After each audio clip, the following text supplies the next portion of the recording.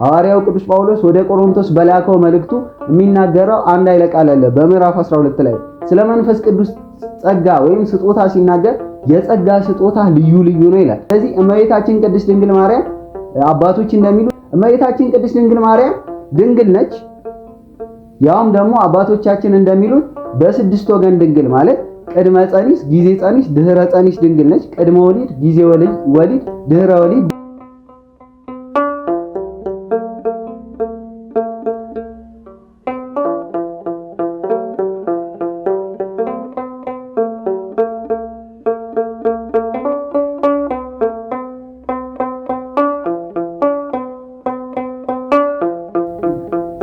በስመ አብ ወወልድ ወመንፈስ ቅዱስ አሐዱ አምላክ አሜን። የልዑል እግዚአብሔር ቤተሰቦች እንደምቆያችሁ፣ እንደምናላችሁ፣ እንደምንስ ለዚህ ሰዓት ደረሳችሁ? አሜን። ያለፈውን ኃጢአትና በደላችንን እንደ ድራሹ አሳልፎ በዚህ ዕለት በዚህ ሰዓት ቅዱስ ቃሉን እንድንሰማ ያደረሰን ቅዱስ እግዚአብሔር ስሙ የተመሰገነ ይሁን።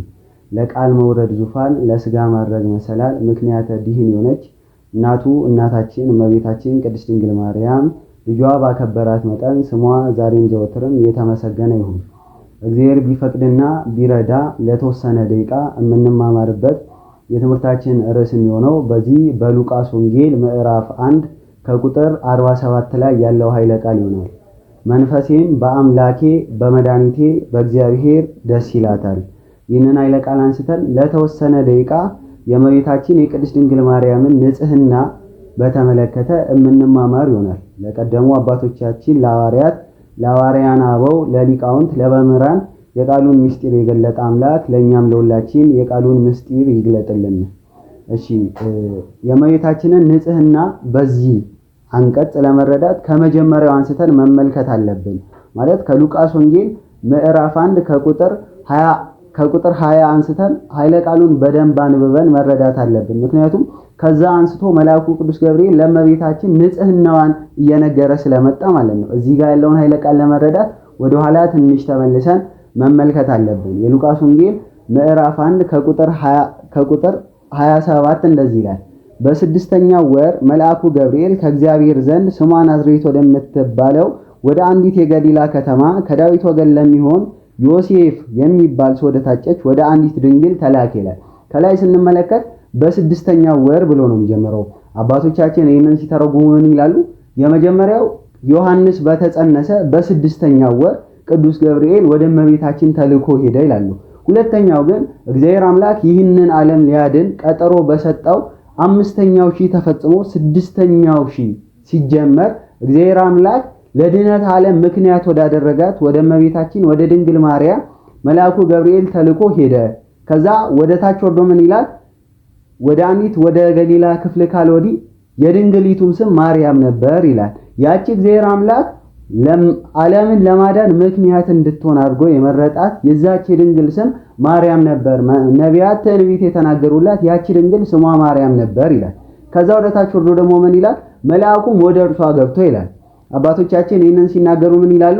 የእመቤታችን ንጽህናዋ የሚታወቀው እዚህ ጋር ነው ይላሉ። ምክንያቱም መላእክት በየትኛውም ቦታ ገባ የሚል ቃል በብሉይ ኪዳን ተነግሮላቸው አያውቅም። አሁን ለምሳሌ የቅዱስ ዘካርያስን ብንመለከት እዛው ምዕራፍ ላይ ወደኋላ ትንሽ ተመልሰን ስንመለከት የእግዚአብሔርን መልአክ በዕጣኑ መሰዊያ በስተቀኝ ለዘካርያስ ቆሞ ታየው ነው የሚለው። በብሉይ ኪዳን መላእክትን ሰዎች ማየት ስለማይችሉ መላእክት ይገለጡላቸው ነበር። ሰዎች በሚችሉት መጠን መላእክት ይገለጡላቸው ነበር።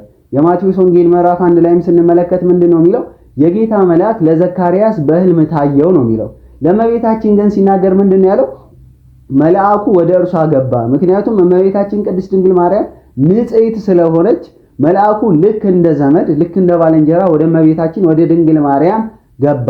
ከዛም እንደዚህ አላት፣ ጸጋን የተመላሽ ሆይ እግዚአብሔር ካንቺ ጋር ነውና ደስ ይበልሽ። የመጀመሪያው ጸጋን የተመላሽ አላት። እመቤታችን ቅድስት ድንግል ማርያም ንጽሕት መሆኗ የሚታወቀው በመልአኩ አነጋገር ነው። መልአኩ ምንድነው ያላት? ጸጋን የተመላሽ ሆይ። ሐዋርያው ቅዱስ ጳውሎስ ስለ ብሉይ ኪዳኑ ነገር ሲናገር ወይም ስለዛ ዘመን ሲናገር ምልአተ ኃጢአት በምድር ላይ እንዴት እንደነበር ሲናገር ምን ይላል? በሮሜ መልእክቱ ምዕራፍ 3 ላይ ሁሉ በድለዋል፣ ከሁሉም ላይ የእግዚአብሔር ጸጋ ጎድሎባቸዋል ይላል። እመቤታችን ቅድስት ድንግል ማርያም ግን ዓለም ሁሉ በበደል ተይዞ ሳለ የእግዚአብሔር ጸጋ እንዳልጎደለባት ቅዱስ ገብርኤል ሲናገር ምን ይላል? ጸጋን የተመላሽ ሆይ። ከዛ እግዚአብሔር ካንቺ ጋር ነውና የብሉይ ኪዳን ዘመን እንደሚታወቀው ሰው ከእግዚአብሔር የተጣላበት ሰው ወደ እግዚአብሔር የማይቀርብበት ዘመን ነው። ነገር ግን መልአኩ ምን አላት? እግዚአብሔር ካንቺ ጋር ነውና አንቺ ከሴቶች ተለይተሽ የተባረክሽ ነሽ። አያችሁ፣ አንቺ ከምድር ፍጥረታት ሁሉ ተለይተሽ ንጽሕት የሆንሽ ነሽ አላት። እናም ደስ ይበልሽ። አስቡት፣ አሁን እመቤታችን ቅድስት ድንግል ማርያም ስጋዊ ሕይወቷን ብንመለከት ምንም የሚያስደስት ነገር የለም። ማለት ገና በልጅነቷ ከእናት ከአባቷ ቤት ወጣለች። ስጋዊ ጓደኛ ራሱ አልነበራትም። እንደ ሕፃናት ከሕፃናት ጋር ጭቃ እያቦካች እመቤታችን ቅድስት ድንግል ማርያም አላደገችም፣ በሰዋዊ አተያይ ብናይ ማለት ነው። ስለዚህ እመቤታችን ቅድስት ድንግል ማርያም ምንም የሚያስደስት ሕይወት አልነበራትም በስጋዊ። ነገር ግን እግዚአብሔር ከእርሷ ጋር ስለነበርና ንጽሕት ስለሆነች ደስታዋም ለእርሷ ከእግዚአብሔር ጋር መኖር ስለነበር መልአኩ ምን አላት? ደስ ይበልሽ ጸጋን የተመላሽ አላት። እዚህ ጋር በጣም ልብ ማለት ያለብን ሐዋርያው ቅዱስ ጳውሎስ ወደ ቆሮንቶስ በላከው መልእክቱ የሚናገረው አንድ ኃይለ ቃል አለ። በምዕራፍ 12 ላይ ስለ መንፈስ ቅዱስ ጸጋ ወይም ስጦታ ሲናገር የጸጋ ስጦታ ልዩ ልዩ ነው ይላል። እመቤታችን ቅድስት ድንግል ማርያምን ደግሞ መልአኩ ምንድን ነው ያላት? ጸጋን የተመላሽ ሆይ ወይም ጸጋ የመላብሽ ሆይ ይላታል። ስለዚህ እመቤታችን ቅድስት ድንግል ማርያም አባቶች እንደሚሉት ጭራሽ ጸጋዋ አይታወቅም። ማለት ሰዎች የተለያየ ጸጋ ሊሰጣቸው ይችላል። ለአንዱ የመውለድ ጸጋ ይሰጠዋል፣ ለአንዱ የመመነን ጸጋ ይሰጠዋል። እመቤታችን ቅድስት ድንግል ማርያም ድንግል ነች። ያውም ደግሞ አባቶቻችን እንደሚሉት በስድስት ወገን ድንግል ማለት ቅድመ ጸኒስ፣ ጊዜ ጸኒስ፣ ድህረ ጸኒስ ድንግል ነች። ቅድመ ወሊድ፣ ጊዜ ወሊድ፣ ድህረ ወሊድ ድንግል ነች። እንደገና እመቤታችን ቅድስት ድንግል ማርያም እናት ነች። እንዲሁም አምላክን የወለደች አምላክ እናት፣ ሰውን የወለደች አይደለች፣ ንጉስን የወለደች አይደለች፣ አምላክን የወለደች እናት ነች። ስለዚህ ገና ጸጋዋ አይታወቅም። ቅዱስ ኤፍሬም እንደዚህ ይላል፣ ጌታ ሆይ እናትን ማን ብለን እንጥራት? እናት ድንግል ስንላት ልጅ አቅፋ አየናት፣ እናትም ስንላት ድንግል ሆና አገኘናት ይላል። ስለዚህ እመቤታችን ቅድስት ድንግል ማርያም ገና ጸጋዋ የማይታወቅ ንጽሕት ነች።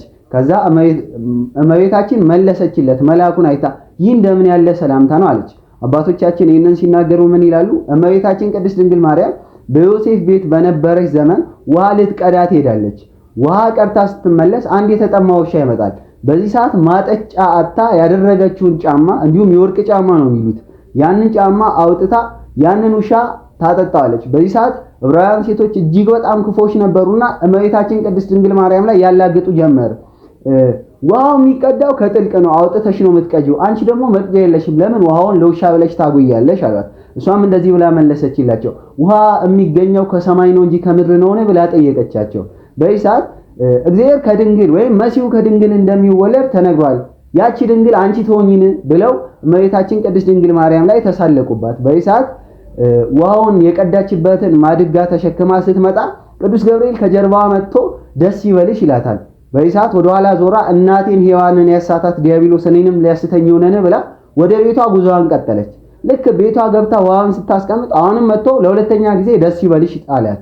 ከዛ ይህ ነገር ምን ነው ደጋገመኝ፣ እንደዚህ አይነት ነገርንስ ሄዶ ከቤተ እግዚአብሔር ሆነው ቢያሰላስሉት ቢመረምሩት ይሻላል ብላ ወደ ቤተ መቅደስ ሄደች። በቤተ መቅደስም ተቀምጣ አባቶቻችን ሐርና ወርቅ አስማምታ እየፈተለች ይላሉ። ሐር የክርስቶስ የሥጋው ምሳሌ ነው፣ ወርቅ ደግሞ የመለኮቱ ምሳሌ ነው። ሁለቱ በእርሷ አንድ እንደሚሆኑ ለማጠየቅ ነውና እየፈተለች ያለ መልአኩ መጥቶ ምን ይላታል? ጸጋን የተመላሽ ደስተኛይቱ ሆይ ደስ ይበልሽ፣ እግዚአብሔር ካንቺ ጋር ነውና እነሆ ትጸንሻለሽ፣ ወንድ ልጅንም ትወልጃለሽ ብሎ ሲናገር ይህ እንደምን አይነት ሰላምታ ነው ብላ አሰበች። እንዲሁም ምን ይላሉ መሰላችሁ አባቶቻችን? እማይት ይረከብ ከዘከበ ዝብስራተ፣ እንደዚህ አይነት ምስጋና ከየት አገኘ? መሬት ያለ ዘር፣ መሬት ያለ ፍሬ ያለ ዘር ታበቅል ዘንድ ሴትም ያለ ወንድ ልጅ ትሰጥ ዘንድ እንደዚህ ያለ ሰላምታ ከወዴት አገኘ ብላ እመቤታችን ቅድስት ድንግል ማርያም ትጠይቋለች። በዚህ ሰዓት መልአኩ እንደዚህ ብሎ ይመልስላታል። ብዙ ምሳሌዎችን መጀመሪያ ላይ ያመጣል። እነሆ ኤልሳቤጥ ከአንቺ ዘመድ ወገን የምትሆን ከሸመገለች ካረጀች በኋላ ጸነሰች ያለ ብዙ ምሳሌዎችን ለእመቤታችን ለድንግል ማርያም መልአኩ ያመጣላታል። ነገር ግን ኤልሳቤጥ ለመጸነስ ምክንያት ዘካርያስ ነበረ። ለእመቤታችን ግን ምክንያት ስለሌለ መልአኩ የሚመልስላትን አጣ። በዚህ ሰዓት ምን አላት? ለእግዚአብሔር የሚሳነው ነገር የለም ብሎ ለእመቤታችን ለድንግል ማርያም መለሰላት። ስለዚህ መልአኩ ደጋግሞ የእመቤታችን የቅድስት ድንግል ማርያምን ንጽሕና ገልጿል። ምክንያቱም እግዚአብሔር ካንቺ ጋር ነው አለ። የሰው ልጅ በበደል ተይዞ ስለነበር የእግዚአብሔር ጸጋ ከሰው ጎሎ ነበር፣ እግዚአብሔር ከሰው ጋር አልነበረም። ስለዚህ እመቤታችን ንጽሕት ስለሆነች እግዚአብሔር ከእርሷ ጋር ነበር። ጸጋን የተመላሽው አለ። በብሉይ ኪዳን ምልአት ኃጢአት ስለነበር ከሰው ልጆች ሁሉ የእግዚአብሔር ጸጋ ጎሎ ነበር። ከእመቤታችን ጋር ግን የእግዚአብሔር ጸጋ ነበር። ስለዚህ በቅድሚያ ቅዱስ ገብርኤል ተናገረ። ይሄኛውን መረዳት ያስፈልጋል፣ ከኋላ የሚመጣውን ቃል ለመናገር ማለት ነው። በብሉይ ኪዳንም አባቶቻችን በሰፊው ስለ እመቤታችን ንጽሕና ተናግረዋል። ለምሳሌ ኦሪት ዘፍጥረትን ብንመለከት ሙሴ ሲጽፍ ምን ብሎ ነው የጻፈው? የእመቤታችን የድንግል ማርያምን ንጽሕና ሲናገር ነው የጀመረው። እግዚአብሔር በመጀመሪያ ሰማይና ምድርን ፈጠረ ይላል። ይህንን አባቶቻችን ሲተረጉሙ ምን ይላሉ? እግዚአብሔር በመጀመሪያ ይህንን ምድር ለማዳን ከመምጣቱ በፊት ሰማይ የተባለች እመቤታችንን እና ምድር የተባለችም እመቤታችንን ፈጠረ ይላሉ። ቅዱስ ያሬድ ይህንን ሲተረጉም ምን ይላሉ? ኢዮአቄም ወሐና ወለዱ ሰማይ ወሰማዮም ሆነ አስረቀት ፀሐይ ይላል። ኢዮአቄምና ሐና ሰማይ የተባለች እመቤታችንን ቅዱስ ኤፍሬም በተደጋጋሚ በውዳሴ ማርያም እንደሚያነሳው ሰማይ ዳግሚት እያለ የሚያነሳትን እመቤታችንን፣ ሁለተኛ ምድር የተባለች እመቤታችንን ፈጠረ።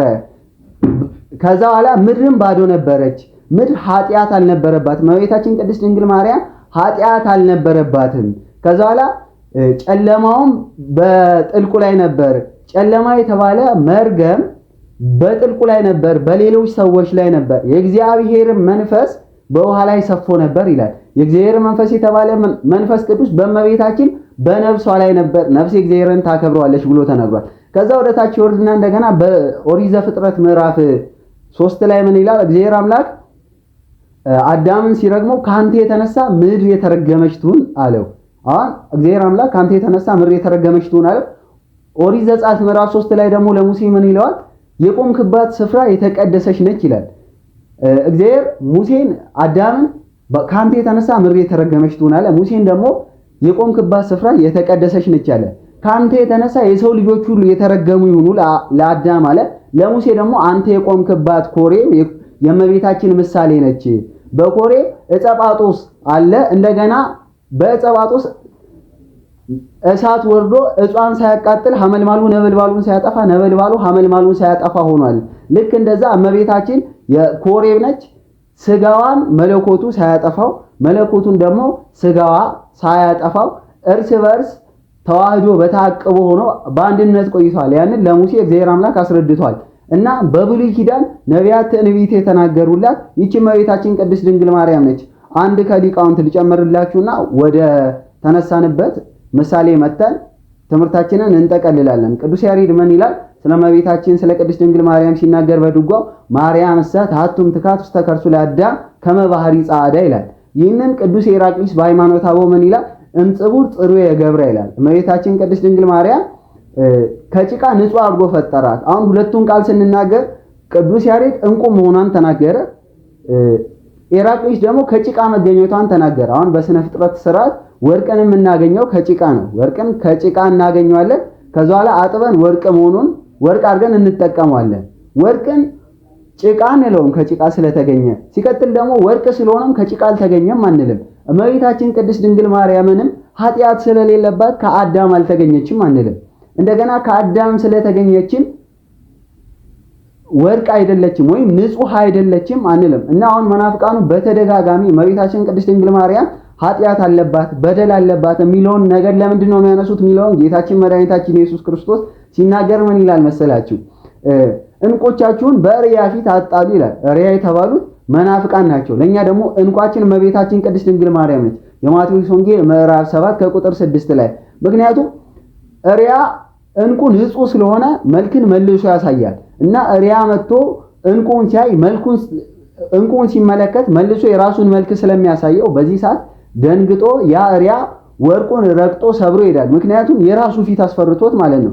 መናፍቃንም እመቤታችን ቅድስት ድንግል ማርያም የቀደመ መልካችንን ያየንባት ስለሆነች የራሳቸውን መልክ ወይም ያደፈ የቀድሞ ጠባያቸውን እመቤታችን ላይ ስለማያገኙና ራሳቸውን መልሶ ስለሚያዩ ራሳቸውን ከእመቤታችን ከቅድስት ድንግል ማርያም ጋር በማነጻጸር እመቤታችን ቅድስት ድንግል ማርያምን ኃጢአት አለባት፣ በደል አለባት ይላሉ።